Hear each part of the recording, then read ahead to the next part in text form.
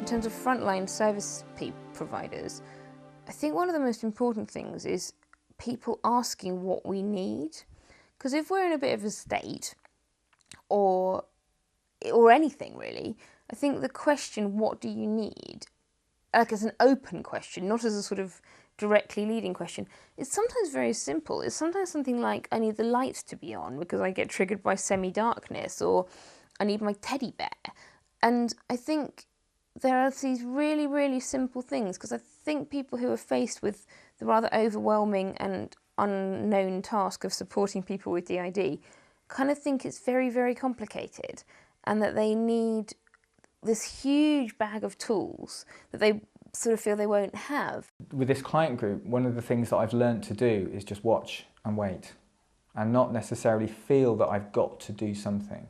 A lot of people come and they've got a problem and they say, this is my problem, I want some advice. And they're coming to you as the expert who's got the advice, and they want to know what to do. They want you to change something about them. Whereas with this, they're just turning up. In a way, you're just sort of sitting in the room, you don't really know who's going to walk through the door. You know what the person looks like, but you've got no idea. You don't know what it is that you're dealing with until you actually see them. So the key thing is to wait, see what happens, be understanding, have empathy, do all the positive counselling type baseline skills that a therapist should have, or anybody should have in the caring profession, and make it safe. Once the person is talking to you, and once the person is available for you to talk to, you tell them what's happened, so that they know what's happened in the last 5 minutes, 10 minutes, 20 minutes, whatever it might be. What they need at those times is people responding to them in the moment, to what's happening in the moment. They're not looking for the thing that's going to fix them. You can't fix us in, however many hours you're allowed to kind of sort of spend with us. You're not going to fix us. But what you can do is help us to cope with the moment, and to get ourselves through the bad moments.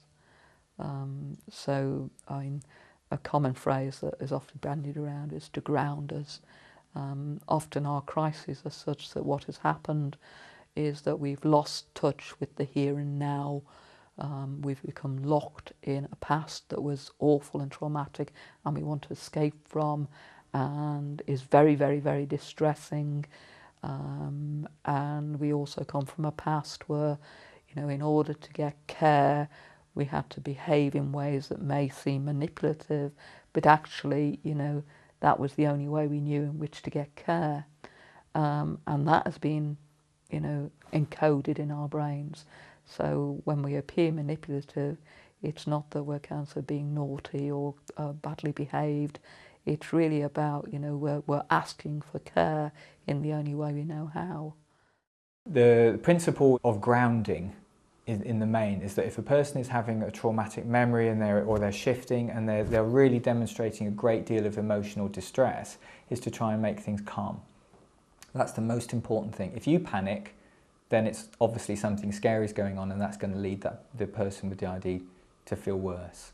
So if you remain calm, whether you feel that you can do anything or not, is to be calm, watch what happens, make the setting that you've got safe.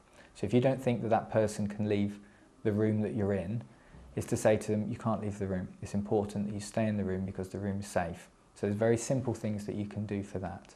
If you're wanting to do something quickly, you haven't got a great deal of time to spend, and you're not working therapeutically with the person, the best thing is to get the adult back in control. And you can actually ask for the adult person to come back. You can say whatever the person's adult name is, you could call them by name and say, are you around? I think you need to come back now. Or you could simply orientate the person to their surroundings and just tell them where they are, who you are, what's happening, and what year it is, that it now is the present day, and they're in a safe place if that's the case, and not where they might think they are. Just reassure a person and orientate them to reality. In the moment, there's a very good reason why that particular part is out. So you respect that part and you go with that part. You respond appropriately, and if it's a small one, you manage your language in a way, not patronising, but you will talk using shorter words so they can understand what you're saying. You will also check out if they know where they are, what's happening to them, because so often somebody will be triggered out, especially within a hospital setting, suddenly there, don't know why they're there. Terrifying. Wherever you are, it's terrifying if you're suddenly triggered out. So you're helping to ground them by establishing where they are, why they're there, the date, the time, the seasons, those sort of very, very basic things. It will again depend on the setting. If it's a small child and it's a hospital setting, you well might say, is there a bigger one around who you can talk to, or can somebody else come now, because it seems really hard for you at your age to be managing something as difficult as this.